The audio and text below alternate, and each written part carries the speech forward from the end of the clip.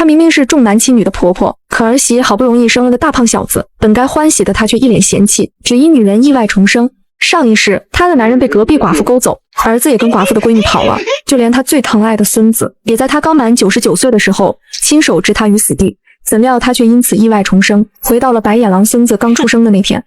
妈，你看，我给咱家添了一名男丁。这个白眼狼，老娘费尽心力把他拉扯大，最后竟然还置我于死地，气死我了！重生后的杨玉珍不仅后悔自己把心力都花在这个白眼狼的身上，更加懊悔没有在孙女的身上多花点心思。因为上一世全家人都盼着她能早点嗝屁，唯独只有孙女孝顺自己。想到这里，杨玉珍做了个重大的决定。此时的儿媳因为分娩疲惫的睡了过去，她便掏出了1块钱。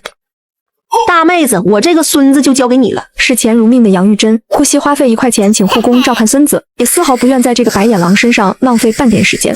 小月亮，你这是怎么了？脏的跟只小花猫似的。来，奶奶的小心肝，奶奶带你洗把脸去。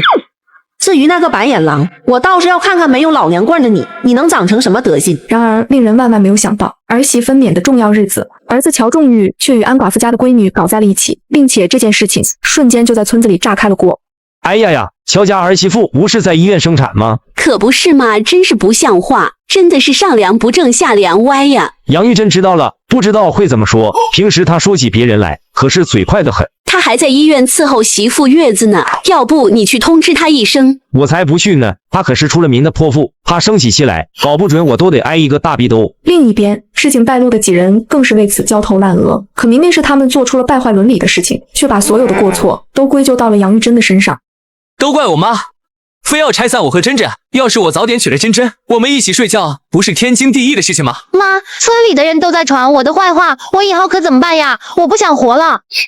老乔，眼下可咋办才好啊？终于要是不能娶珍珍，他活不下去了呀。我儿媳妇这才刚生产完，要是这会儿就让他俩离婚，仲玉妈肯定不答应。就是啊，那个女人向来就蛮不讲理。住口！什么叫那个女人？那可是你亲妈呀！我才不想要那种泼辣如悍妇一般的妈呢！爸爸为什么不和温柔善良的阿姨结婚啊？反倒娶了那个可恶的女人回来，真是烦死了！臭小子，你懂什么？如果当初我真跟你阿姨结了婚，那如今你和珍珍岂不是成了亲兄妹吗？这种事情岂是能乱来的？哎呀，你们父子俩别吵了，不管遇到多大的困难，咱们4个人齐心协力，一定能够共同度过这个难关的。爸，你快想想办法呀，不能再让珍珍这么难受下去了，她心脏不好，再这样哭下去会生病的。好，儿子你别急，我这就去把你妈妈找来，让她做些好吃的给珍珍补补身子。那你赶紧去啊，还等什么呢？然而这一切都与杨玉珍前世的记忆毫无两样。上一世她被老乔蒙在鼓里，也间接导致了儿媳杨小米在家中绝望的自缢而亡。这一次她必定不会重蹈覆辙。玉珍，孩子生了吗？生了。是男是女的呀？男的。太好了，我们终于有孙子了。对了，你赶紧回家去给儿媳妇煮个鸡汤补补身子，再做道青椒白米虾和红烧小杂鱼，那可是儿媳妇最爱吃的。哈，什么儿媳爱吃的菜，不就是那安家小寡妇母女爱吃的吗？此时，杨玉珍突然萌生出了个将计就计的想法。儿媳妇可给咱们家生下了个大胖孙子呀！你这个当公公的到底打算掏多少钱出来呀？家里头的钱不全在你那掌管着吗？哈，少来这套！你手上肯定还有私房钱藏着呢，别以为我不知道。真没有了，我的钱早就花的差不多了。哟呵，这孙子难道就这么白出生了？这可是你们老乔家的第一个长孙呢，你居然打算一毛不拔的当个便宜爷呀？你还要不要你那张老脸了？就没见过你这样的媳妇，成天到晚就知道谈钱。没钱咋过日子呀？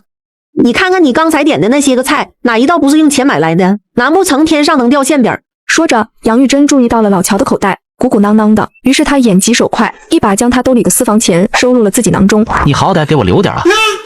行了，这点钱还不够呢。对了，终于那小子跑哪去了？他媳妇给他生了个大胖小子，他倒像个没事人似的，连个人影都不见。他有点事要忙，所以才没能赶过来。该不会是忙着偷人吧？瞎说，咱儿子是这么混蛋的人吗？你赶紧回家做饭去吧。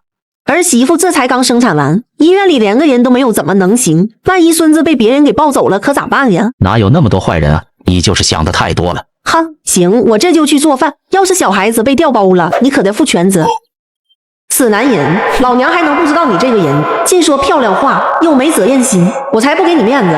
行了，我回去做饭还不行吗？老乔的话音刚落，头也不回的转身离开。不过他却故意放慢了脚步。这个臭婆娘肯定会心疼我，绝对不会让我亲自做饭的。可殊不知，杨玉珍早已看透了他的把戏。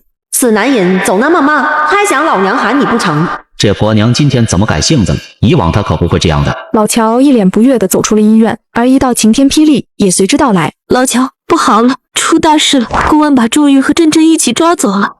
到底怎么回事？1个小时前，2名公安突然闯入了乔家。乔仲玉、姚珍珍，有人举报你们乱搞男女关系，现在请你们跟我走一趟。是谁举报的？我们根本就没有这回事啊！我们已经查实了，并且目击证人可以证明。我真的没有做过这种事情。对啊，我们没有做过这回事。可公安丝毫没有听他们狡辩，正要强行将他们押回所里时，你们要把我的女儿带到哪里去啊？安寡妇却及时的出现，城北派出所。妈妈，救救我！安姨，您赶快去找我妈妈，让她想办法来救我们啊！好，我知道了，我现在马上就去。老乔，不好了，出大事了！公安把仲玉和珍珍一起抓走了。这到底怎么回事？我也不清楚，好像是有人举报他们乱搞男女关系。那我得去警局问问什么情况。你去能有啥用？还得要杨玉珍那个泼妇才行。你去了恐怕会有损你的颜面，要不还是让嫂子去吧。还是你懂得心疼我啊。于是老乔便火急火燎地回到医院。玉珍，不好了，咱们儿子出事了，被公安给抓走了。杨玉珍愣了一下，她明明是在99岁被亲孙捅死，才意外重生回了这天，但上一世这件事情可从未发生过。这是哪家的好人干的啊！我真得好好感谢他。杨玉珍虽明知儿子干了什么亏心事，却还是装作一副毫不知情的样子。公安为啥要抓他呀？就是仲玉和珍珍在一起被人发现了，他们俩都被公安带走了。在一起就要被抓走了？难道姚珍珍是敌特不成？不是的，是他们当时抱在了一起。那咋了？你之前不是一直强调他们是兄妹关系吗？你和那个安寡妇都不知道抱了多少次了，你怎么没被抓呀？够了，都什么时候了，你还在这里跟我疑神疑鬼的，把儿子捞出来才是当务之急啊！杨玉珍捋清了事情的来龙去脉，立马提出了个匪夷所思的条件。好了，我知道了。那赶紧去救人吧。2000块。什么？2000块，少一分老娘都不伺候。你这是什么话？那可是你的儿子。那咋了？拿2000块来，不然我也去作证举报，保证你使再大的劲都救不出了儿子。你简直就是个疯婆子！什么时候了，还在跟我讨价还价？我懒得和你浪费时间。老乔甩下几句狠话，就转头离开了。上辈子老娘就看透了你们这群白眼狼，这辈子你们都不配老娘伺候。闺女啊，这有护工照顾你和宝宝，娘就带小月亮先回去了，晚点给你送好吃的。娘，我感觉我恢复的差不多了，可以办理出院手续了吧？不行，你得再住院几天观察观察，钱都是小事，身体最重要。闺女呀，等娘把事情摆平了，你再出院吧。杨玉珍把儿媳安置妥当后，就带着孙女回家休息去了。可他们刚睡着没多久，丈夫老乔就气冲冲的出现。杨玉珍，都什么时候了，你竟然还能睡得着觉？杨玉珍瞥了一下墙上的钟，老娘7点开始睡，满打满算也就睡了2个半钟。你这臭男人抽什么风？真没见过你这种没心没肺的人。咱儿子还在牢房里蹲着呢，我在外面奔波一天，跑断了腿，你倒好，在这里睡得比谁都香。老娘从昨天一直守着儿媳生孩子，整整1天1夜没合眼。别说儿子坐牢这点事儿了，就算是天塌下来了，老娘也是该吃吃该睡睡，不然你也试试2天1夜不睡觉，看你能熬得住不？奇怪了，平日里这个婆娘从来都是对我百依百顺，而且儿子是她的心头肉，她怎么突然就变得不管不顾了？老乔一时间被怼得无言以对，只能退而求其次。那你赶紧先给我煮碗面条吃，这一天饿死我了。不行，我要睡觉，你自个儿倒回去。你这是闹哪处啊？明明是儿子犯了错，这事可和我没关系啊。哼，有其子必有其父，你俩一个德行。是有其父必有其子，你个没文化的家伙，说话都不直溜。你不是文盲，你就是个人渣。你果然是为女子与小人难养也。杨玉珍回想起上一世，老乔到死还惦记着安寡妇，就连遗产也给他偷偷留了一大笔钱。杨玉珍越想越气，直接就从床上扑了过去。老乔被他连掐带挠的一顿教训。你再敢吵老娘睡觉，信不信我连那个姓安的寡妇也拎起来甩他个66个大巴掌，打他个66大顺。你简直就是无理取闹，这事和安安有何相干？就在这时，孙女乔诗月也被动静吵醒，见状杨玉珍立马收起了脾气，赶紧起来，别把孩子吓到了。那你总得给我弄点吃的来呀。没有，你就饿着吧。这都是你自找的。你真的是蛮不讲理到了极点。老乔眼看杨玉珍如此强硬，便心生一计。只见他愤怒地转头离去，来到了公园的长椅上坐了下来。这个婆娘嘴巴这么不饶人，但知道我没有吃饭，肯定会心疼我，过来喊我回去的。可令他万万没有想到的是，他前脚刚走，杨玉珍就又带着孙女进入了梦乡。这个婆娘怎么还不来啊？老乔这时候才意识到，看来那个婆娘没见到那2000块钱，是真不管我们父子俩的死活了呀。于是隔天，他四处寻找工友借钱。在那个年代，2000块可是一笔巨款，他花了整整1天的时间才把钱给凑齐。可当他带着钱回到了家中，却发生了件诡异的事。明明是正值酷暑炎热的季节，老乔却反而感到一阵清爽惬意，只是他丝毫没有察觉，家里出现了一个本不属于这个年代的东西。女人正准备去照顾儿媳月子，可她明知她饿了一天，却故意不带任何食物。奇怪的是，不仅儿媳没有半点怨言，就连一旁的护工也在连声夸赞她是个好婆婆。只因女人意外重生，上一世她自带空间，却只是把她当成了丢破烂的地方。谁知她在99岁时被亲孙置于死地，意外带着空间回到了白眼狼孙子刚出生的那天。只见她来到无人的地方，小手一挥，一碗热腾腾的鸡汤赫然出现。上辈子鸡汤都没人乐意喝了，没想到现在竟然派上用场了。一向抠搜的杨玉珍带着鸡汤出现，就连儿媳也倍感震惊。娘，这得花不少钱吧？没事，闺女，你现在就该补补身子，这点钱不算什么。妈，那我就不客气啦。不过鸡汤很多，杨玉珍和孙女也一同吃了起来。怎料这时，她的丈夫老乔却突然出现。我为你那2000块钱找人借钱借了一上午，一回到家啥也没有，你想饿死我啊？那里还剩点点，你自己去盛吧。真的吗？那太好了。公公怎么这么不识趣啊？这明明是我生下大胖儿子的奖励，婆婆和小月亮吃就算了，你个公公怎么好意思来吃我生儿子的奖品啊？老乔没有理会儿媳一样的眼光，立马抄起仅剩的鸡汤一饮而尽。这个婆娘虽然脾气臭了点，但她做的饭是真的美味可口啊。老乔，咱儿媳给你们乔家添了个白白胖胖的大胖小子，你不得给个红包奖励奖励吗？老乔凑上前去看了看刚出生的孙子。我们的大孙子长得真好，来，小米，爹奖励你10块钱，不要跟我客气，拿去买点自己喜欢的东西补补身子。生个大孙子就奖励10块钱啊？老乔，你真是个老抠门。老乔把钱递给了儿媳后，就离开了医院。娘，大宝哭了，要不要换尿布呀？杨玉珍对这个白眼狼孙子一脸嫌弃，却还是装作一副心疼的样子。闺女啊，娘这就去给你找找。只见杨玉珍来到无人的地方，打开了空间，一个品质极高的尿不湿赫然出现。哼，那个白眼狼才不配用这种好货。紧接着又从空间里拿出了一块最烂的且打满补丁的尿布，就它了，那个白眼狼用这个正好。随后杨玉珍就带着10条打满补丁的尿布出现。不过儿媳并不嫌弃，就连一旁的护工也在连声夸赞：你这个婆婆准备的可真周到啊！就是呀，娘，你准备的可真齐全。毕竟在这个年代，谁家都是用一块布给孩子当尿布用的。小米呀，你就看着换吧，这里有护工照顾你，娘就先回去了哈。好的，娘，辛苦你了。将儿媳安置妥当后，杨玉珍便带着孙女回家休息去了。可一回到家，一股热浪就迅猛袭来。我去，这家里怎么比外面还热？没有空调，这日子还咋过呀？杨玉珍一边抱怨，一边从空间内取出了一台空调。没多会儿功夫，房子瞬间变得清爽惬意，两人很快就困意来袭，进入了梦乡。不知过了多久，老乔借到了2000块钱回到家中。杨玉珍，快给我起来！杨玉珍迷迷糊糊的起床。一张100，一共20张，这里是你要的2000块钱。行，我会想办法把你儿子和你那个心上人的闺女一起捞出来的。胡说，安安可不是我的心上人，我心上只有你这么一个臭婆娘。去睡吧，我困了，剩下的事情明天再说吧。这个臭婆娘，这些天真是给她惯坏了，要不是儿子的事情，我指定让你瞧瞧我的厉害。老乔一脸无奈的转身离去，可他刚走出房门就察觉到了一丝不妥。不对劲，刚在媳妇的屋子里好像特别凉快，难道这个婆娘用井水拖地了？这婆娘真会享受，她以前可是很勤俭持家的呀。希望这2000块钱给了，赶紧变回我原本的媳妇吧。可拿到钱的杨玉珍却并没有第一时间去把儿子捞出，而是找到了她的闺蜜包打听，策划了一场惊天的阴谋。这能行吗？女人明明自带空间，衣食无忧，却偏要带着一大帮人去讹走邻居家那价值不菲的黄牛，只因她在99岁时被亲孙置于死地，意外重生回了这个年代。所以他清楚地知道这个老头的家中正上演着一桩惨绝人寰的悲剧。为此，杨玉珍专门找到了自己的闺蜜包打听，一同策划起了这场闹剧。包大姐，我这有个发大财的法子，你想不想听？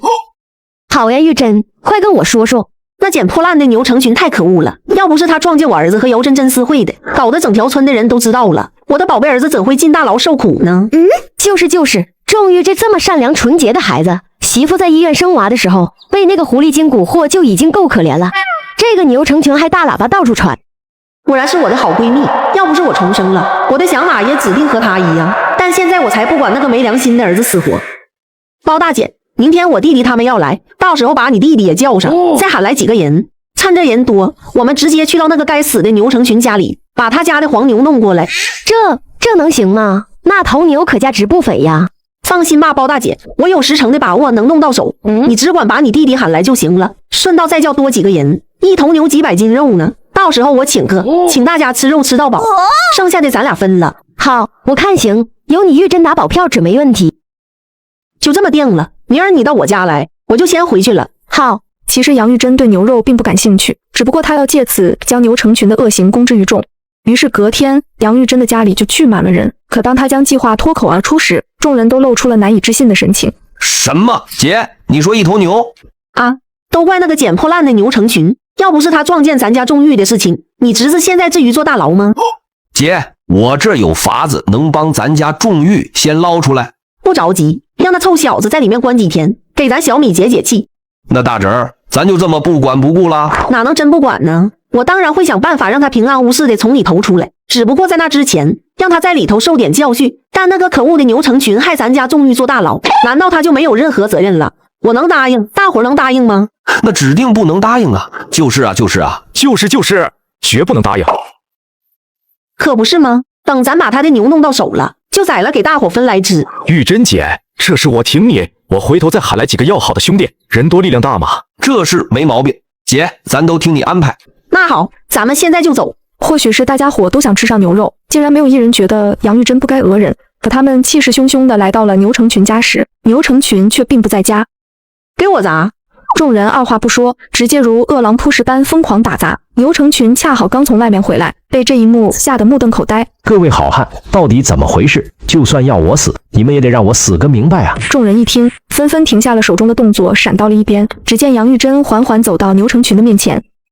这个死老头的家里，现在就囚禁着4个姑娘。要不是上辈子他突然暴毙在家中，那4个姑娘死了都没人知道，太畜生了。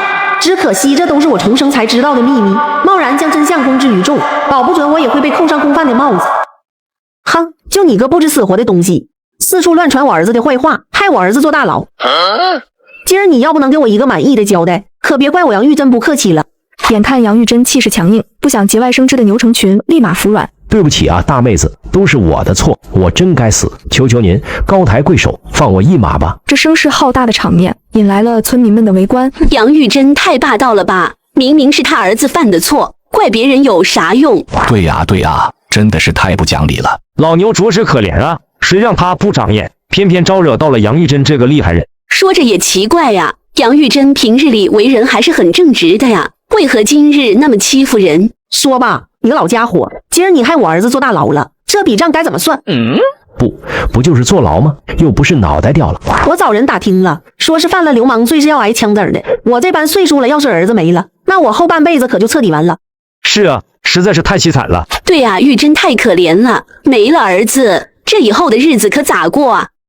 坏了，大家都不帮我说话，家里的事情可不能被发现了。杨大姐啊，千错万错都是我的错，你说该怎么办呢？我认罚就是了。我问你，你觉得一条命值多少钱？回答我。我就是一个拾破烂的，你也知道，兜里也没有存几个钱。但你说个数，只要我能拿出来，我肯定不会推脱。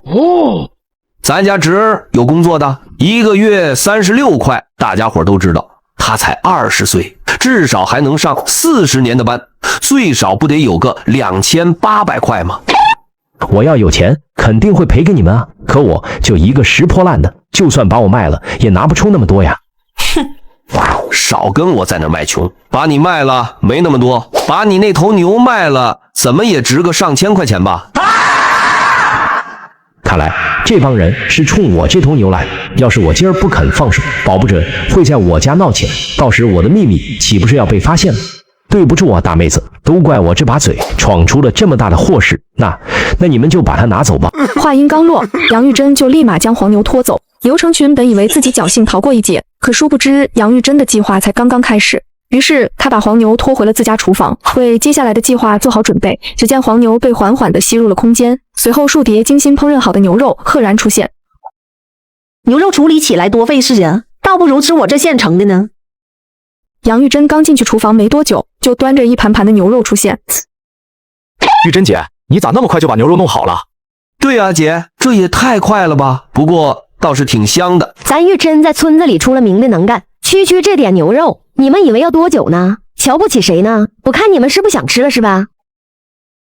大伙别闹了，赶紧趁热吃。吃完了，我有件事情需要和大伙商量。而另一边，杨玉珍的丈夫老乔和安寡妇正为儿子锒铛入狱的事情焦头烂额。老乔啊，钟玉妈最近也太奇怪了吧？她以前可是把钟玉当成宝贝一样宠着呢，如今儿子坐牢这么大的事情，她怎么像个没事人一样呢？她倒是说了原因，说是有大孙子了，钟玉总是不亲近她，不孝顺她，她心也彻底凉了，所以她现在就一心只想着照顾大孙子。那可咋办呀？钟玉妈要不管这事儿了，我们根本就没办法把钟玉和珍珍捞出来呀。你放心，他肯定不会撒手不管的，只是钟玉这次被人发现，实在是有些丢人，所以钟玉妈打算让他在里面好好反省反省，这倒也是一件好事。那你能不能让杨玉珍快点去办呀？我家珍珍可不能在里面待太久了，太遭罪了。那我这就回去找钟玉妈谈谈。好。而就在老乔往家的方向走时，一路上却不断有人和他打招呼。哟，老乔啊，听说你家今晚吃牛肉了？对呀，哥几个寻思着买瓶好酒去你家唠唠嗑呢。我家都没养牛，哪来的牛肉啊？老乔，你可别装傻了，谁不知道你命好啊，娶了杨玉珍这个厉害媳妇。就是啊，牛成群家那头黄牛，谁都惦记着呢，没想到被你媳妇弄到手了，太厉害了吧！老乔顿感不妙，加快脚步的往家里赶去。老乔咋跑那么快？该不会是因为怕咱去他家蹭牛肉吧？我看是这么回事，这个老乔太小气了吧？怎料老乔一回到家就傻眼了，只见院子里围满了人，隔着远远的都能闻到浓郁的牛骨味。这婆娘收了我2000块钱，不去办事就算了，还跑去讹别人家的黄牛，太不像话了。老乔气冲冲地来到杨玉珍的面前，可牛肉味的香气四溢，他也鬼使神差的大快朵颐了起来。这婆娘的手艺还是一如既往的好呀。此男人，你刚刚看起来好像很急的样子啊，找我有事情吗？没，就是咱儿子的事情，你啥时候去处理一下？他就在里面先待着吧，让里头好好管教他，时机到了我自然会去处理，你也甭催我，等着吧。收我2000块钱还没把事情办成，要不是看在这碗牛肉的份上，我指定让你瞧瞧我的厉害。你还有其他的事情吗？没有了。没事，我就走了。小王，你跟我来一下。好嘞，姐。这个王伯臣是住在隔壁跑过来蹭饭的，他一直对杨玉珍抱有仰慕之情。上一世杨玉珍遭到亲孙的毒手，临终前只有他一人抱着他哭得梨花带雨，而接下来的事情办成将是大功一件，杨玉珍打算顺带分他一杯羹。玉珍姐，有什么事吗？我呀，打算给你一个天大的功劳。是吗？是什么功劳呀，姐？我在老牛家闹的时候，发现了一些不对劲的地方。哦，什么情况？当时我刚走进他家，就隐约闻到一股特别的味道，像是腥味和一些奶味，像是有女人和奶娃娃在屋里待过。所以姐的意思是，自从他乱传我儿子坏话后，我就对这个老牛格外留意，越琢磨他就越是觉得古怪。玉珍姐，你可别卖关子了，赶紧和我说说呗。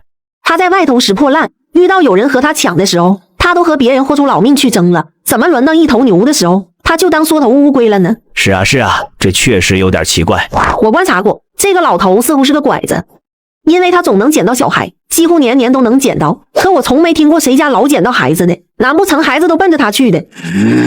这个老头真不是个东西。玉珍姐，这件事情你别插手，交给我来处理，我会找人去办的。王伯臣的职业是当地大厂保卫科的队长，所以他能够召集人马去处理这件事情。谁知杨玉珍听到他这么说，却笑了。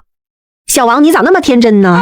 这可是一份天大的功劳，就算没你帮忙，我一样也能干得漂漂亮亮的。不过嘛，看在你能出份力的份上，分您一点点功劳好了。也是啊，是我小看了姐的能力了。那咱们现在该怎么办呢，姐？我们现在就出发。女人带着一众小弟到邻居家翻找值钱的宝贝，却又故意贼喊抓贼，引来村民们前来围观。奇怪的是，事情败露的几人非但没有得到制裁，反而遭到了村民们的连声夸赞，就连当地公安也要给予他们丰厚的嘉奖。而就在今早，杨玉珍为了这个计划，请客大伙吃上了昂贵的牛肉。眼看大家吃的差不多了，他便趁机开口：“老三、铁路，你们都吃饱了吧？你俩和你的兄弟跟我过来一趟，我有事情和你们说。”几人跟着杨玉珍来到客厅，但他却故意隐瞒了接下来的真正目的。玉珍姐，你喊我们来有什么事吗？这个拾破烂的老头害我儿子坐大牢，一头黄牛岂能就这样把我打发了？玉珍姐说的没错，没错，姐，这事儿不能就这么算了。我最近一直盯着这个老头，别看他一副穷酸样，他家里可藏着老多值钱的宝贝了。真的吗？玉珍姐，那些东西有办法弄到手吗？我喊大伙来，就是专程办这件事情的，我当然是有办法了。那太好了，玉珍姐，我们都听你安排。于是杨玉珍便带着众人来到了拾破烂的老头家中，怎料深更半夜，老头却还待在客厅。玉珍姐，咋办？这个老头咋还不睡觉？姐，要不我们改天再来吧。没睡觉咋了？咱是来办大事的。办他！话音刚落，几人瞬间扑向老头，费了九牛二虎之力，将老头五花大绑扔在了一边。啥？你说把这里当自己家，有什么需要的自己拿是吧？太客气了吧？是啊，搞得我都不好意思了。大伙也别拘谨了，自己动手吧，想要啥自己拿。一行人在屋里展开了地毯式的搜索，而杨玉珍很快就发现了一个奇怪的箱子，咋打不开呢？于是杨玉珍只能使出空间之力。这个死老头那么有钱，里面竟然是满满的一堆钞票。但他知道这个老头越是有钱，就证明他的罪名越是罪恶滔天。而随着众人不断搜查，一个骇人听闻的悲剧也逐渐浮出了水面。大事不好了，大伙儿快过来呀！几人闻声赶来，被眼前的一幕惊得呆愣在了原地。这个老头太可恶了，竟然关着4个姑娘在这里，他们太可怜了，一个个憔悴的简直和灾民毫无两样。这些人到底经历了什么啊？你们别傻站着了，现在还不是讨论这些的时候，先把姑娘们带出来吧。好的，姐。百晨，把你带的喇叭给我。只见杨玉珍提起喇叭，高喊着让村民们前来抓贼。声响打破了夜里的寂静，被动静吸引的村民们纷纷聚拢而来，而赶来的众人无一不是倍感震惊，义愤填膺的。我去，这拾破烂的老头真不是个东西！怎么会这样？我在这里住了那么多年，哪知道一墙之隔竟然会有这种事情发生。好可怕！我以前还和老牛抢过破烂，现在想想，还是老牛对我手下留情了呀。只见被牛成群囚禁的4位姑娘面黄肌瘦，毫无人样。众人对杨玉珍几人的行为连连称赞，罪恶滔天的牛成群也很快被缉拿归案。可公安的常大队长要给予杨玉珍嘉奖时，他却做了个匪夷所思的决定。杨大姐啊，你这次可是破获了一桩重案啊，你可是为民除害的大英雄，不知道您是否有特别想要的奖励呢？我为民除害，本就是我应当尽到的责任和义务，我不需要任何奖励。常大队长对这位普通女子肃然起敬，但他也听说了杨玉珍儿子的丑闻，便开口道：杨大姐，关于您儿子的事情，我们已经了解清楚了，我们可以……他既然犯了错，该怎么处置就怎么处置吧，我绝不会替他求情的。若是我这种平头百姓也敢无视规矩，那这个世间还能了得？杨大姐所言甚是，不过杨大姐，我听说你还没找到工作，要不您来我这边上班怎么样？帮助我们维护居民的安全。让我平白无故得到好处，我是万万不愿意的。但能为社会出一份力，尽一份责，那么我杨玉珍义不容辞。是啊，玉珍姐干这个最合适不过了。小王啊，你怎么穿着这里的制服呢？我啊，刚被任命为这里的第3队的大队长呢。你这小伙子真幸运啊，破获这么大个案子，让你一步登天了呢。重生归来的杨玉珍自然知道，王伯辰并不是因为破获这个案子就成为了大队长那么简单，而是他背后藏着所有人都不知道的秘密。但杨玉珍却并不打算揭穿。小王啊，那我们以后就是同事了呀，说不定我还得听你命令了呢。玉珍姐，哪里的话，这我可不敢当呀。几人一顿寒暄过后，就各自离开了。啥玩意儿？你再说一遍。我说玉珍，她现在是正儿八经的公安了，还领了几套崭新的制服呢，别提多带派了。这婆娘，我让她去把儿子接出来，她竟然直接参加了工作去了。如今儿子指定能回来了，只是这婆娘本身就泼辣的要命，这当上了公安，我以后还能有好日子过吗？然而这件事情对于安寡妇而言，更是一道晴天霹雳。安啊，仲玉妈当上公安了，这下子仲玉和珍珍不会在里面遭罪了。这太好了，看来杨玉珍还有一口气在，我的女儿就很难嫁入乔家了。而另一边，杨玉珍把儿媳接回家中坐月子。上一世，儿媳就是在这过后绝望的在家中自缢而亡。这一次，她必定不会让悲剧再次上演。妈，仲玉呢？仲玉怎么不在家？女人接儿媳回家坐月子，可到家的第一件事竟是催促儿媳赶紧离婚。娘，为什么要我和仲玉离婚呀？小米呀，我接下来说的话可能你会很不舒服，但是你必须接受这个事实。娘，我在医院住院这几天，家里发生了什么吗？杨玉珍把这些天儿子锒铛入狱的丑事全盘托出，怎料儿媳得知后的反应却完全出乎了杨玉珍的意料。娘，你不用说了，我知道了，是我没能讨到仲玉的欢心，都是我的错。我就是这个命，我也不争了。闺女呀，你要是离婚的话，娘也不会亏待你，等你出了月子，娘就收你做女儿，再找一户好人家把你嫁出去，让仲玉那个王八蛋后悔去。娘，我不要再嫁人了，我给您当儿媳妇都不行，我还能找到谁家比您还好的婆婆呀？傻闺女，我又不是什么好婆婆。要么这样吧，我现在有份公安的工作，到时候你出了月子，我这份工作给你，再给你找个单身公寓，你先慢慢过着，要不要结婚咱再说好吗？娘，我不值得。要是为了这件事，你和公公吵架就不好了。放心吧，那个死老头才不敢多嘴呢。反正你先坐月子，以后的事情等以后再说吧，早点休息，不要在夜里胡思乱想。好的，娘。上一世，儿媳杨小米在这过后不久就绝望的在家中自缢而亡。既然杨玉珍带着前世记忆重生，她必定不会让悲剧再次上演。我倒要看看这次谁有能耐在我眼皮底下把小米逼上绝路。可令杨玉珍万万没有想到，儿媳将会在不久后，在她毫不知情的情况下被赶出乔家，只因她刚参加的工作就接到了需要外出调查的任务。我才刚到岗位上，咋就安排我出差了呀？这次出差的好处可不少呢，每天都有1块钱的补助，还有额外的房租和粮票补贴，别人挤破脑袋都没机会呢。玉珍姐，这事儿是我提的，你要真不想去的话，那不去也行。好吧，既然如此，那我服从组织安排就是了。杨玉珍并非不想出差，只是她惶恐儿媳会遭到不公的对待。不过她想到了一个好办法。小米呀，你的月子一定要做好，我让包姨照顾你。乔家那俩父子要搞什么幺蛾子，别管他们，等我出差回来再说。好的，娘，我会听你的。包大姐，我儿媳就交给你了。放心吧，玉珍，我指定会给你把儿媳照顾得妥妥的。那个混蛋儿子还在牢里，有包大姐在这里照顾着，小米总不会再想不开吧？还有我家小月亮，你可不能让她被人欺负了。好说好说，等你回来，小月亮掉一根头发，你都大嘴巴呼我。我的宝贝孙女，这几天包奶奶照顾你，在家等奶奶回来哈。乔诗月没有理会，杨玉珍立马就知道了怎么回事。奶奶最喜欢小月亮了，奶奶可没有不要小月亮。小月亮不哭，奶奶很快就回来了，在家和包奶奶一块等我回来哈。对了，包大姐，还有件事。啥事啊，玉珍？要是我儿子提前被放出来了，看到他犯浑的话，你直接让你弟弟过来教训他，让他在医院能躺几个月的那种。不至于吧？他可是你亲生儿子呀！听我说的就没错了，我又不只有他一个儿子。你不说我都差点忘了，大乔一直搁部队里呢，好久没回来了吧？是挺久了。不说了，包大姐，我得去单位了。说完，杨玉珍便离开了家，赶往了单位。但她在路上恰好撞见回家的丈夫老乔。你这是要出差吗？你才上班几天啊，就和一群男人出差，想什么话？工作需要，革命需要，你有意见吗？那咱儿子咋办？我都交代好了，他在里面没人针对他，既然进去了，就好好反思一下，省得出来再犯浑。你可别在我走了之后找人把他放出来了。我又不是那里的人，我哪有你这个本事？不过我警告你，老乔，你要胆敢想办法把他提前放出来了，以后他出任何事情都不要和我说，我就当彻底没这个儿子了。我知道了，你别没事说这么绝情的话。你对大乔那么宝贝，对仲义咋那么无情呢？我也不和你争了，我要去单位上班了。这婆娘真的是越来越蹬鼻子上脸了，要不是你当上公安了，我指定让你瞧瞧我的厉害。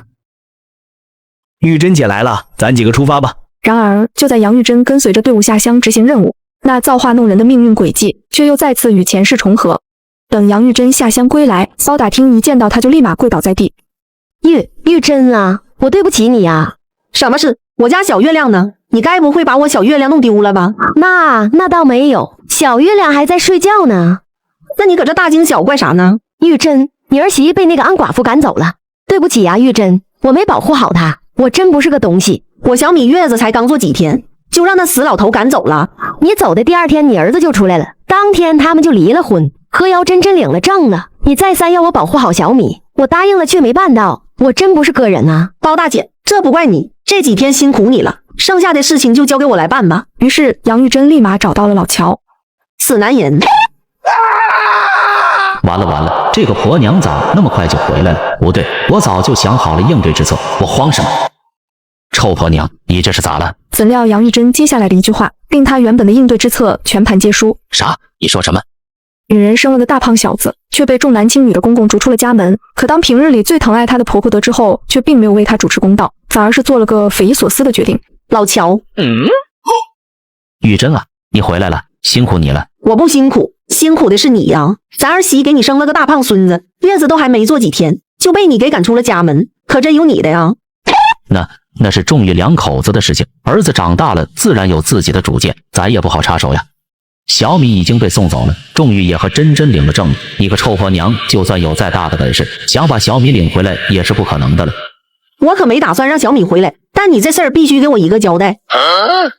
那你想要怎么处理此事呢？2000块，少1分都不行。啥？你说什么？2000块？又2000块？儿媳妇就算是金子做的，她也不值这个价呀。谁说这钱是给小米的了？这是给我的，你得弥补我的精神损失，要么咱俩也离婚，你也去找那安寡妇去。虽然这个婆娘的脾气是臭了点，但是安安也不是一个能过日子的主，相比起来，还得是杨玉珍这种婆娘更适合当媳妇呀。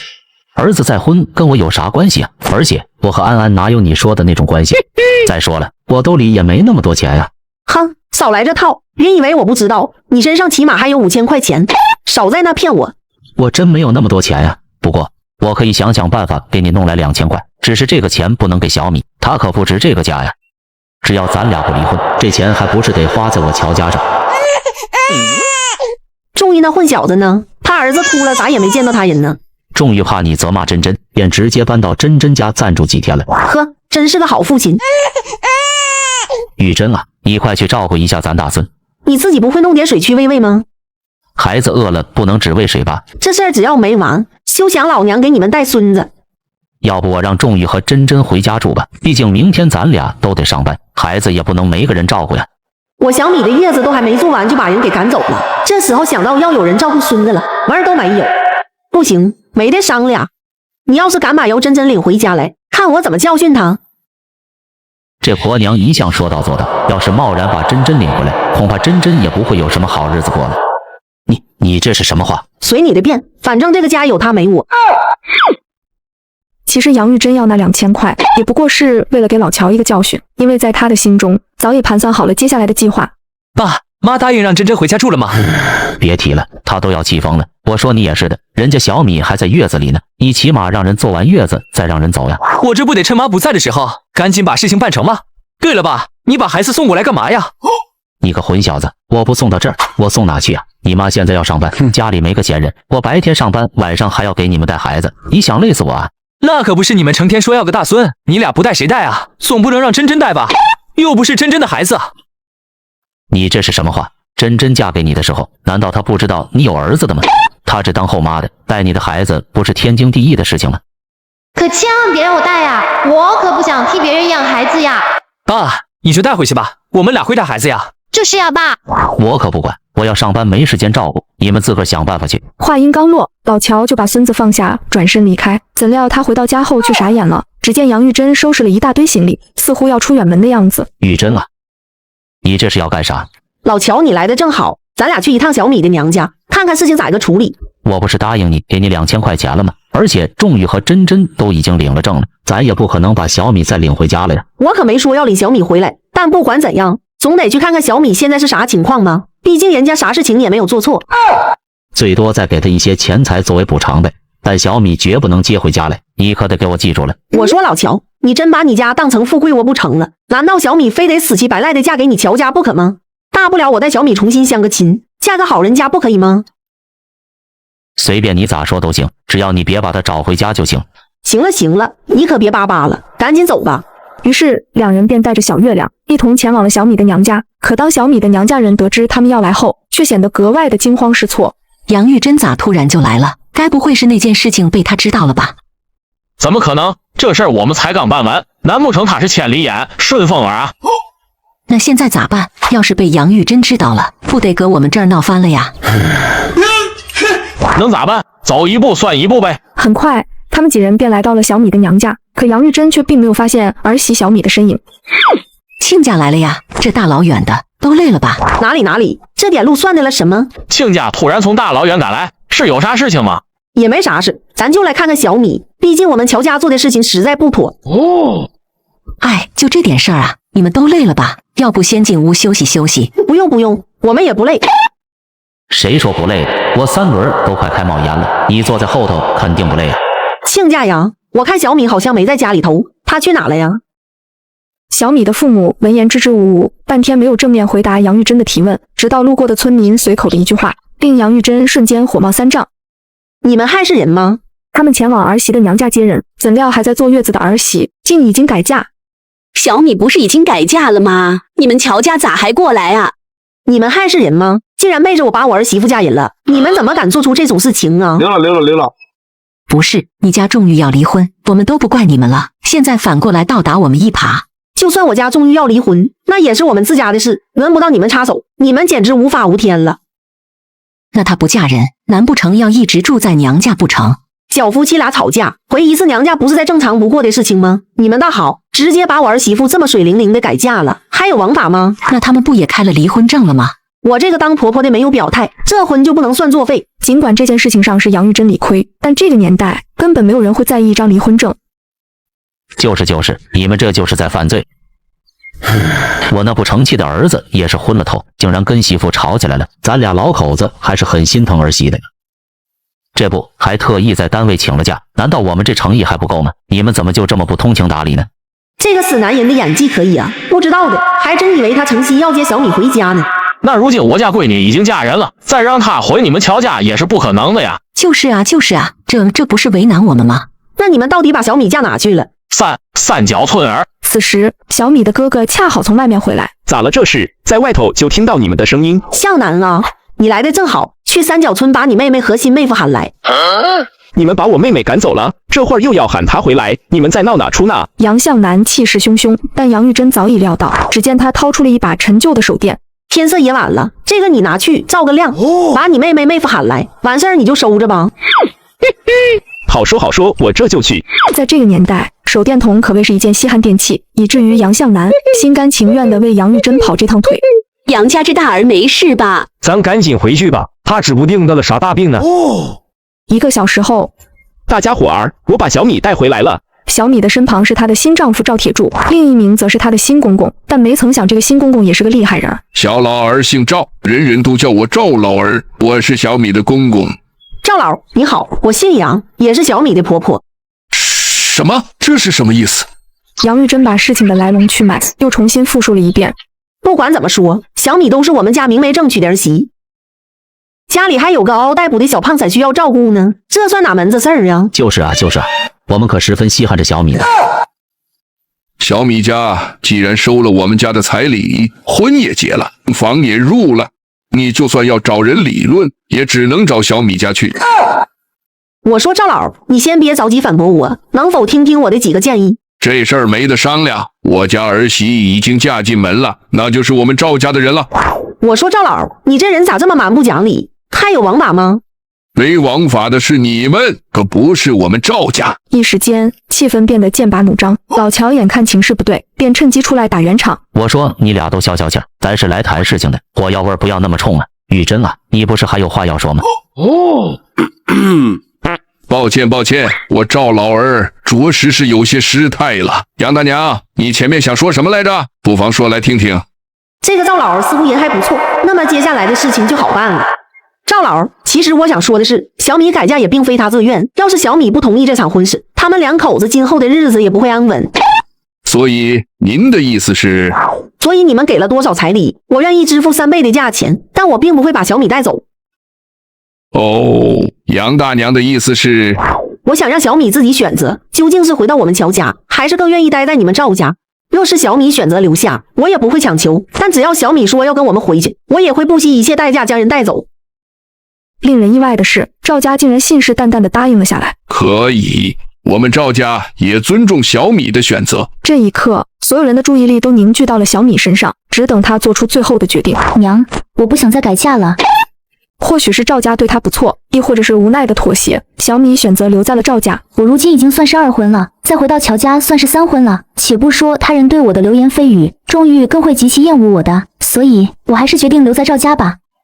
没事的，闺女，娘尊重你的选择。然而小米这次被强行改嫁到赵家，既然发生了一次，那么杨玉珍就必定不会让她发生第2次。既然你们背着我把小米改嫁了，那么就把我当初给的彩礼还回来吧，2000块，少一个子儿都不行。这彩礼给了，哪有收回去的道理？就是啊。那你们嫁出去的女儿就有背着我改嫁的道理了吗？要是今儿你们不把钱交出来，我就让你们知道我杨玉珍是什么样的人。就是。这杨玉珍一向狠心泼辣，若是没能把这2000块钱交出，日后必定会在我们家闹得人仰马翻，这可咋办才好啊？其实杨玉珍并不稀罕那2000块，但她却要故意刁难米家夫妇，因为只有这样，她才能更好地完成接下来的计划。要不这样吧。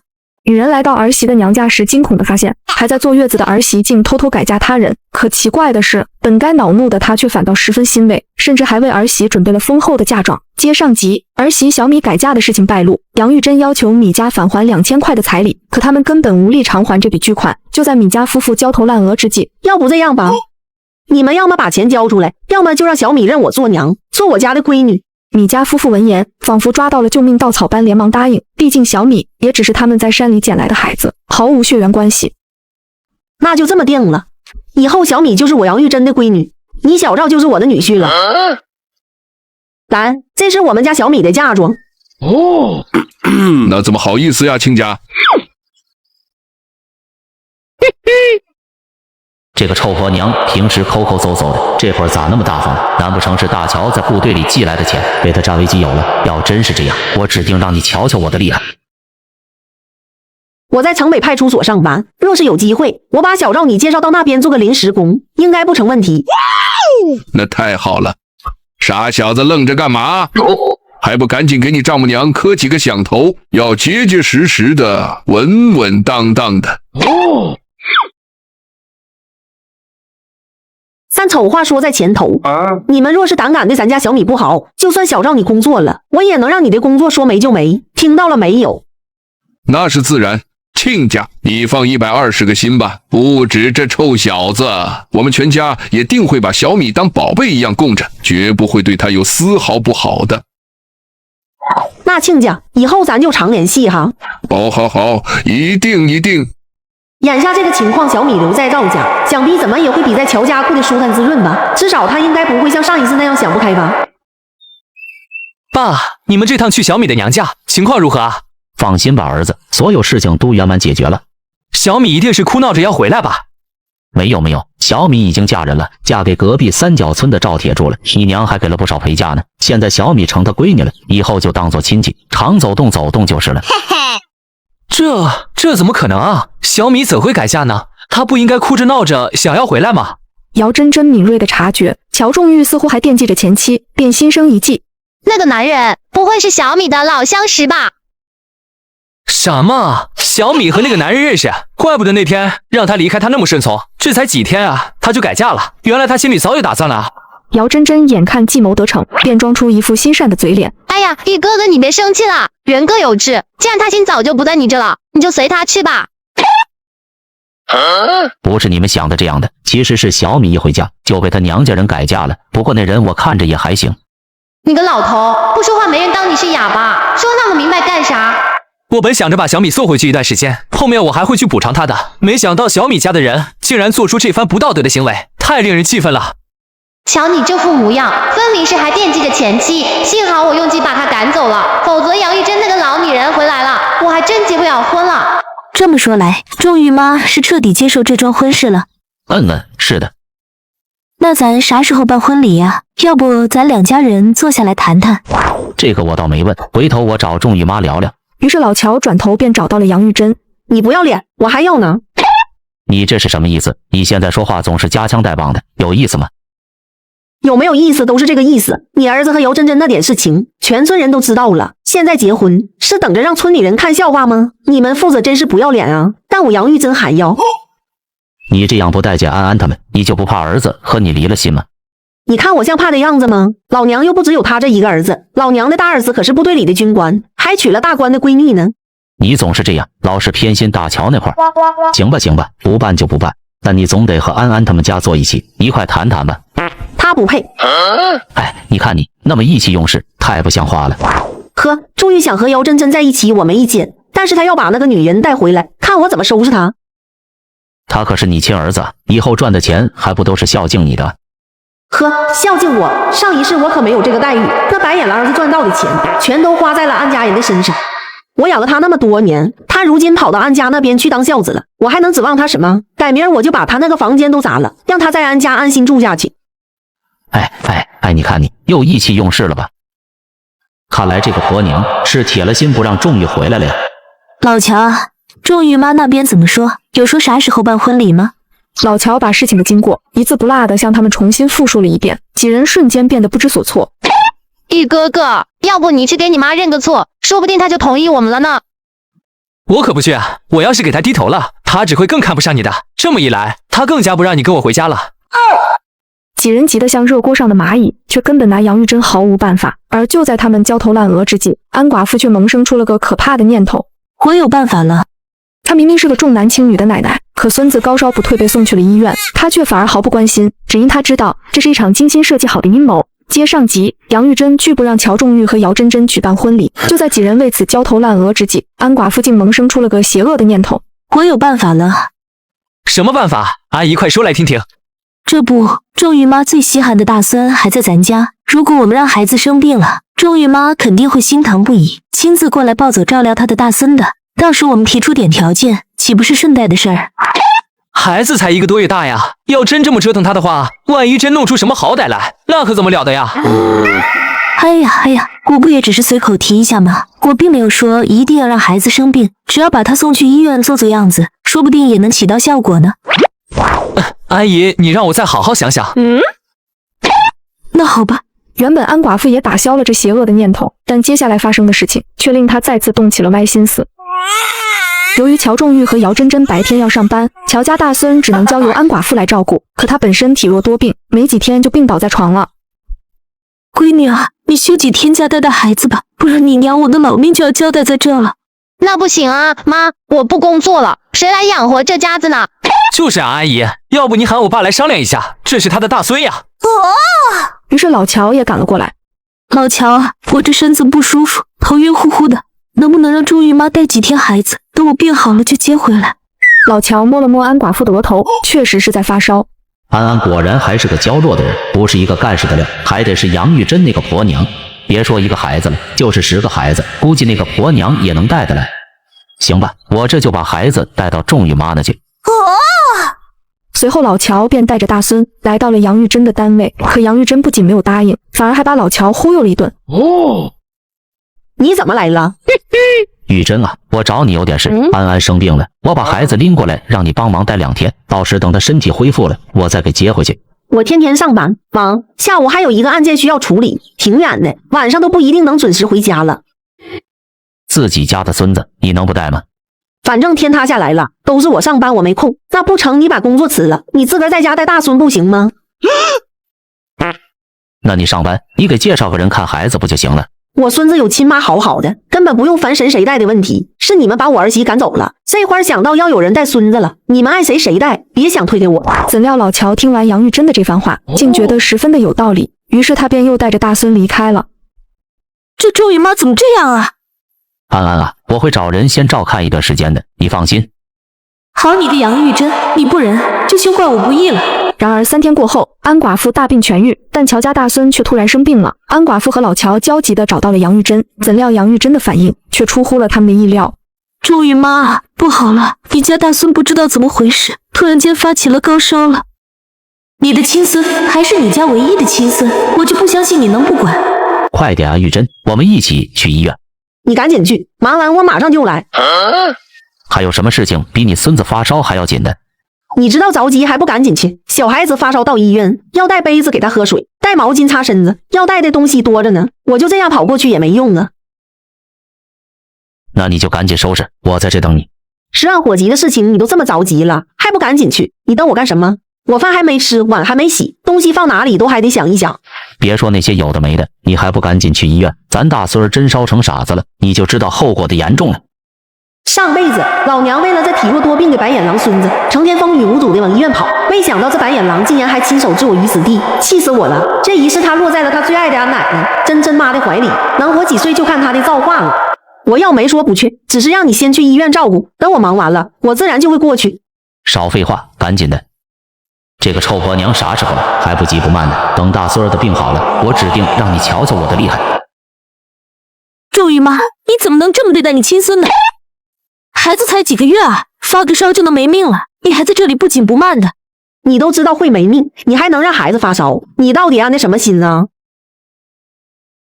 小孩子发烧我也不想呀，谁不知道2、3个月的孩子难带，我都已经尽力了，谁料孩子还是生病了，这能怪我吗？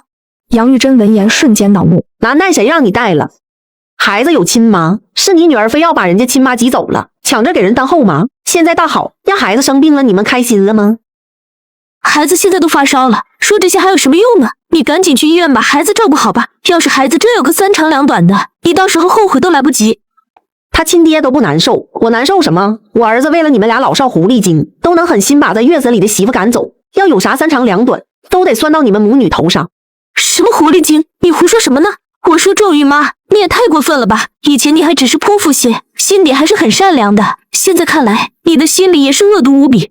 杨玉珍闻言安寡妇对自己的评价，瞬间怒目圆睁，她一手掐住了安寡妇的手腕，另一只手高高扬起，